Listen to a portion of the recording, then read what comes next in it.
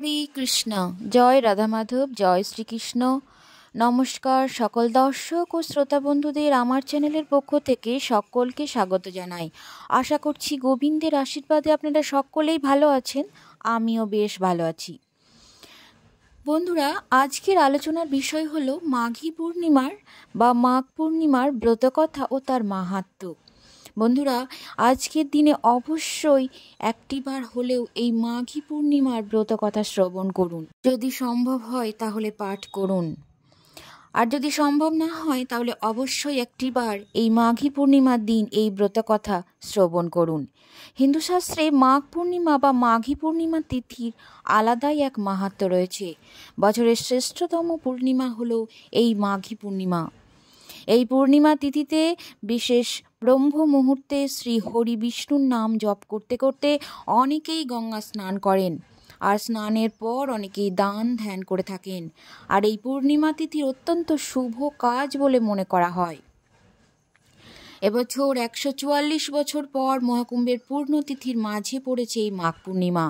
এই মাঘ পূর্ণিমায় স্নান ও দানের মাহাত্ম্য রয়েছে। অনেকে এই বিশেষ পূর্ণিমায় শুভ কাজ করে থাকেন, অনেকেই বাড়িতে সত্যনারায়ণ পুজো দিয়ে থাকেন।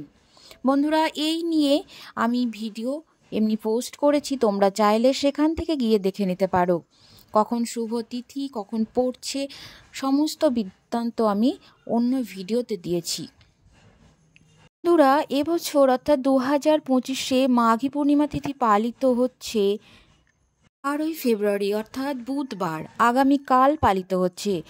আজ 11ই ফেব্রুয়ারি 2025 অর্থাৎ মঙ্গলবার। আজকের দিনে সন্ধ্যা 6:55 তিথি শুরু হচ্ছে, আর আগামীকাল অর্থাৎ বুধবার সন্ধ্যা 7:22 তিথি শেষ হবে। শুন, এবার জেনে নিই এই মাঘ পূর্ণিমা বা মাঘী পূর্ণিমার পৌরাণিক কাহিনী অর্থাৎ মাঘ পূর্ণিমার ব্রতকথা। এই ব্রতকথা শ্রবণে অর্জন করা যায়, সাথে সাথে শুভ ফলও পাওয়া যায়।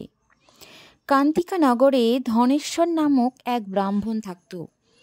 ভিক্ষা করে নিজের জীবন কাটাতো ওই ব্রাহ্মণের স্ত্রীর কোনো সন্তান ছিল না। একদা তার স্ত্রী ভিক্ষা করার জন্য নগরে যান, কিন্তু নগরবাসী তাকে বাঁধা বলে বিদ্রূপ করে এবং তাকে ভিক্ষা দিতে অস্বীকার করে।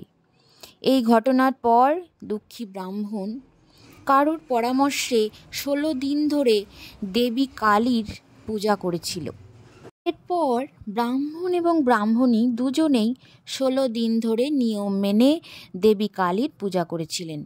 মা কালী তাদের ভক্তিতে খুশি হয়ে তাদের সামনে উপস্থিত হয়ে ব্রাহ্মণ পত্নীকে গর্ভবতী হওয়ার আশীর্বাদ করলেন এবং বললেন পূর্ণিমার দিনে একটি করে প্রদীপ জ্বালাতে এবং প্রতি পূর্ণিমায় ধীরে ধীরে একটি করে প্রদীপ বাড়িয়ে দিতে।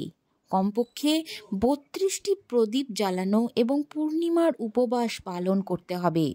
আর এরপর ব্রাহ্মণ দম্পতি মা কালীর নির্দেশে পূর্ণিমার দিনে উপবাস ও প্রদীপ জ্বালানো শুরু করেন। মায়ের আশীর্বাদে ব্রাহ্মণ পত্নী গর্ভবতী হন এবং কিছুকাল পরে তিনি একটি পুত্রের জন্ম দেন, যার নাম ছিল দেবদাস। এই শিশুটি স্বল্পায়ু ছিল। দেবদাস বড় হলে তাকে কাশীতে তার মামার কাছে লেখাপড়া করতে পাঠানো হয়। সে কাশীতে একটি দুর্ঘটনার সম্মুখীন হয়। কিছুক্ষণ পর যমরাজ তার প্রাণ নিতে এলো, কিন্তু সেদিন ছিল পূর্ণিমা এবং ব্রাহ্মণ দম্পতি তাদের পুত্রের জন্য সেদিন উপবাস করেছিলেন। পূর্ণিমার উপবাসের মহিমার কারণে কাল দেবদাসের কোনো কিছু ক্ষতি করতে পারেনি। আর এরপর থেকেই পূর্ণিমার উপবাসের মহিমার কথা চারিদিকে ছড়িয়ে পড়তে থাকে। এই উপবাস অশান্তি নাশ করে, সন্তান দেয়, দাম্পত্য জীবনে সুখ আনে, সম্পদ বৃদ্ধি করে। বন্ধুরা, এই ছিল মাঘ পূর্ণিমা বা মাঘী পূর্ণিমার ব্রতকথা। যারা এই পূর্ণিমার দিনে উপবাস করবেন তাদের বলবো অবশ্যই একটিবার হলেও এই মাঘ পূর্ণিমার ব্রতকথা শ্রবণ করুন।